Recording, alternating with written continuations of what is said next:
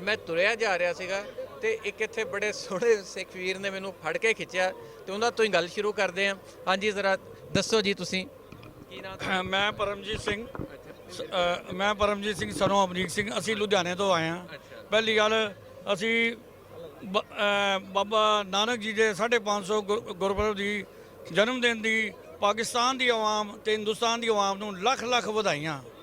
ਬਾਕੀ ਜਦੋਂ ਅਸੀਂ ਆਏ ਹਾਂ ਤੇ ਬਹੁਤ ਹੀ ਮਤਲਬ ਵਧੀਆ ਦਰਸ਼ਨ ਮੇਲੇ ਹੋ ਰਹੇ ਨੇ। ਬਾਕੀ ਜਿਹੜਾ ਪੰਜਾਬੀਆਂ ਦਾ ਮਾਨ ਸਨਮਾਨ ਹੋ ਰਿਹਾ ਹੈ। ਬਾਕੀ ਜਿਹੜੇ ਲਾਹੌਰੀਏ ਨੇ ਉਹਨਾਂ ਨੇ ਖਾਸ ਕਰ ਲਾਹੌਰੀਏ ਉਹਨਾਂ ਨੇ ਸਾਡਾ ਦਿਲ ਜਿੱਤ ਲਿਆ। ਮੈਂ ਕਹਿੰਦਾ ਪੁੱਛੋ ਨਾ, ਸਾਡੀ ਫੁੱਲਾਂ ਨਾਲ ਵਰਖਾ ਕੀਤੀ ਉਹਨਾਂ ਨੇ, ਗਲੇ ਤੇ ਮਾਲਾ ਪਾਈ, ਉਹਦੀ ਫੋਟੋਆਂ ਸਾਡੇ ਕੋਲ ਪਈਆਂ ਹੋਈਆਂ ਨੇ। ਦਿਲ ਖੁਸ਼ ਹੋ ਗਿਆ। ਸਾਡੇ ਹਿੰਦੁਸਤਾਨ 'ਚ ਮੈਂ ਨਹੀਂ ਕਹਾਂ ਹੋ ਸਕਦਾ ਸਾਡਾ ਪਾਣੀ ਤੱਤਾ ਹੋਵੇ, ਲੋਕਾਂ ਨੂੰ ਗੁੱਸਾ ਜ਼ਿਆਦਾ ਆਉਂਦਾ ਹੈ, ਪਰ ਇੱਥੇ ਪਾਣੀ ਠੰਡਾ ਹੈ। ਅਸੀਂ ਤਾਂ ਇਹ ਚਾਹੁੰਦੇ ਹਾਂ ਚੜ੍ਹਦਾ ਪਾਸਾ ਤੇ ਲਹਿੰਦਾ ਪਾਸਾ ਦੋਨੋਂ ਜੱਫੀਆਂ ਪਾਉਂਦੇ ਹੋਏ ਮਿਲੀਏ। ਸਾਡੀ ਤਾਂ ਇਹੀ ਤਮੰਨਾ ਹੈਗੀ ਹੈ। ਆਓ ਜੀ ਮੈਂ ਇੱਕ ਵਾਰੀ ਤੁਹਾਨੂੰ ਫਿਰ ਜੱਫੀ ਪਾ ਲੈਂਦੇ ਆ। ਅੱਛਾ ਤੁਸੀਂ ਕਿੱਥੋਂ ਆਏ ਹੋ ਜੀ? मैं इंडिया तो आया, झुमरी तलिया कोडरमा झारखंड इंडिया तो।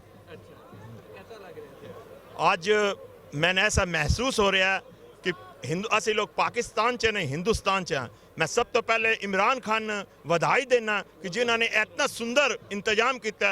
आज असी सारे जितने भी हिंदुस्तानी आए हुए हैं पाकिस्तान की धरती से, असी लगता ही नहीं पाकिस्तान च हैं, असी लोग लगता है कि हिंदुस्तान च हैं। और मेरा तमाम हिंदुस्तान पाकिस्तान नाल यही आह्वान है कि कोई भी अगर अपनी समस्या है तो उन बैठ के सॉल्व करें। और आज लगता ही नहीं, असी लाहौर कल गए सी, उत्थे वेख्या एकदम मार्केट से घूम रहा, किसी प्रकार की कोई दिक्कत नहीं। और लाहौर से तो इतना मिजाज तबीयत खुश हुआ कि लगता है एकदम बहुत भी बेहतरीन इंतजाम है। मैं सब तो पहले इमरान खान जी ढेर सारियां बधाइयां देना। और जेड़ी भी संगत ननकाना साहब से आई है वो सारी संगत ने लख लख नहीं करोड़ बधाई होवे। वाहिगुरु जी का खालसा वाहिगुरु जी की फतेह। बोले सोनिया। ਤੁਸੀਂ ਵੀ ਦੱਸੋ ਜੀ ਤੁਹਾਨੂੰ ਕਿਹਦਾ ਲੱਗਿਆ ਇੱਥੇ ਆ ਕੇ? कैसे लगे लोग ਇੱਥੇ ਦੇ?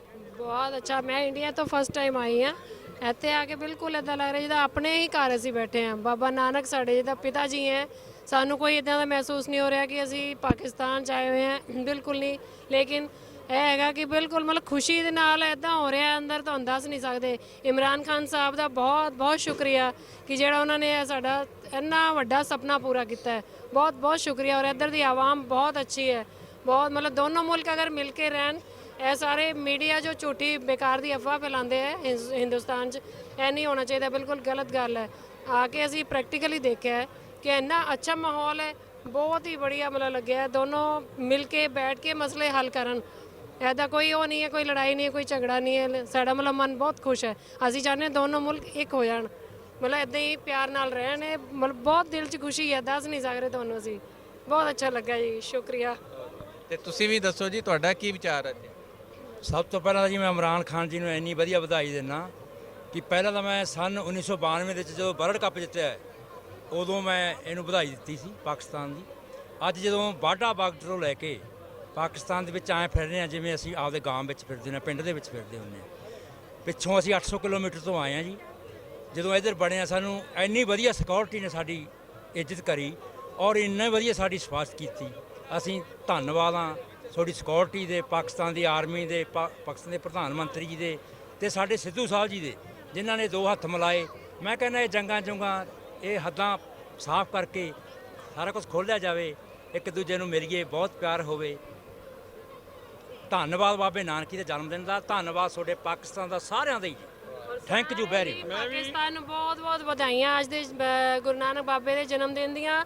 ਲੱਖ ਲੱਖ ਵਧਾਈਆਂ। ਬੋਲੇ ਸੋ ਨਿਹਾਲ। ਸਤਿ ਸ੍ਰੀ ਅਕਾਲ। ਮੈਂ ਵੀ ਆਪਣੇ ਪਾਕਿਸਤਾਨ ਦੇ ਜਿਹੜੇ ਇਮਰਾਨ ਖਾਨ ਨੇ ਤੇ ਨਵਜੋਤ ਸਿੰਘ ਸਿੱਧੂ ਤੇ ਜਿਹੜੇ ਹੋਰ ਵੀ ਪੰਜਾਬੀ ਨੇ ਜਿਨ੍ਹਾਂ ਨੇ ਇਹ ਕੋਸ਼ਿਸ਼ ਕੀਤੀ ਹੈ ਤੇ ਉਹਨਾਂ ਦਾ ਸਾਰਿਆਂ ਦਾ ਬਹੁਤ ਬਹੁਤ ਵਧਾਈ। ਉੱਦਾਂ ਤੇ ਮੈਨੂੰ ਖਿੱਚ ਕੇ ਰੋਕਿਆ ਸੀਗਾ, ਪਰ ਹੁਣ ਜਿੱਦਾਂ ਇਹ ਪਿਆਰ ਨਾਲ ਬੋਲੇ ਆ, ਜਿੰਨਾ ਇਹਨਾਂ ਦਾ ਮੇਰਾ ਆਪ ਦਿਲ ਕਰਦਾ ਇਹਨਾਂ ਨੂੰ ਜਾਂਦੇ ਹੋਏ ਜੱਫੀ ਪਾ ਕੇ ਜਾਵਾਂ। ਮੈਂ ਤੇ ਇੱਕ ਮੈਰਿਜ ਤੇ ਵੀ ਗਿਆ ਸਾਂ, ਸਾਡਾ ਉੱਤੇ ਢੋਲ ਨਗਾਰੇ ਤੇ ਫੁੱਲਾਂ ਦੀ ਵਰਖਾ ਕੀਤੀ ਸਾਡੀ। ਮੈਂ ਕਹਿੰਦਾ ਨਜ਼ਾਰਾ ਹੀ ਆ ਗਿਆ। ਅਸੀਂ ਜਿੱਥੇ ਜਾਂਦੇ ਹਾਂ, ਭਾਵੇਂ ਲਾਹੌਰ ਵੀ ਅਸੀਂ 2 ਦਿਨ ਰਹੇ ਹਾਂ, ਉਹਨਾਂ ਨੇ ਸਾਡੀ ਬੜੀ ਵੈਲਕਮ ਕੀਤੀ। ਅਸੀਂ ਜਿਹੜਾ ਵੀ ਨਾਸ਼ਤਾ ਕਰਦੇ ਸਾਂ ਸਾਡੇ ਕੋਲ ਪੈਸੇ ਨਹੀਂ ਲੈਂਦੇ ਸਨ, ਕਹਿੰਦੇ ਨਹੀਂ ਜੀ ਸਾਡੇ ਮਹਿਮਾਨ ਨੇ। ਕੋਈ ਆਟੋ ਵਾਲੇ ਕੋਲ ਬੈਠੇ ਆ, ਦੂਜਾ ਬੰਦਾ ਆਇਆ ਕਹਿੰਦਾ ਭਾਈ ਆ ਸਾਡੇ ਮਹਿਮਾਨ ਨੇ, ਕੋਈ ਟੋਏ ਟਿੱਬੇ ਤੇ ਗੱਡੀ ਨਾ ਪਵੇ, ਇਹਨਾਂ ਨੂੰ ਧਿਆਨ ਨਾਲ ਲੈ ਕੇ ਜਾਓ। ਮੈਂ ਕਹਿੰਦਾ ਵਾਕਈ ਸਾਰੀ ਆਵਾਮ ਦਾ ਤੇ ਇਹ ਦਿਲ ਨਾਲ ਮੈਂ ਸ਼ੁਕਰੀਆ ਅਦਾ ਕਰਦਾ ਨਾਲ ਪੰਜਾਬੀ ਜਿਹੜਾ ਆਪਣਾ ਚੈਨਲ ਹੈਗਾ, ਮੈਂ ਉਹਨਾਂ ਨੂੰ ਆਈ ਲਵ ਯੂ ਕਹਿੰਦਾ ਵਾਂ। ਵਾਹ ਜੀ ਵਾਹ। ਵੀ ਟੂ ਜੀ, ਸਾਨੂੰ ਵੀ ਤੁਹਾਡੇ ਨਾਲ ਪਿਆਰ ਹੈ। ਇਹ ਸੰਗਤ, ਇਹ ਦਿੱਲੀ, ਇੰਡੀਆ ਤੋਂ ਆਇਆ ਸੀ, ਇਹ ਦਿੱਲੀ ਲੁਧਿਆਣੇ ਤੋਂ ਆਈ ਹੋਈ ਸੰਗਤ ਜਾਂਦੇ ਹੋਏ ਪਿਆਰ ਦੇ ਇੱਥੋਂ ਟੁਕੜੇ ਲੈ ਕੇ ਜਾ ਰਹੀ ਆ, ਆਪਣਾ ਪਿਆਰ ਛੱਡ ਕੇ ਜਾ ਰਹੀ ਆ, ਤੇ ਇੱਥੋਂ ਵੀ ਇਹਨਾਂ ਦਾ ਕਹਿਣਾ ਕਿ ਅਸੀਂ ਇੰਨਾ ਪਿਆਰ ਲੈ ਕੇ ਜਾ ਰਹੇ ਹਾਂ ਕਿ ਸ਼ਾਇਦ ਸਾਰੀ ਉਮਰ ਨਹੀਂ ਮਿਲਿਆ।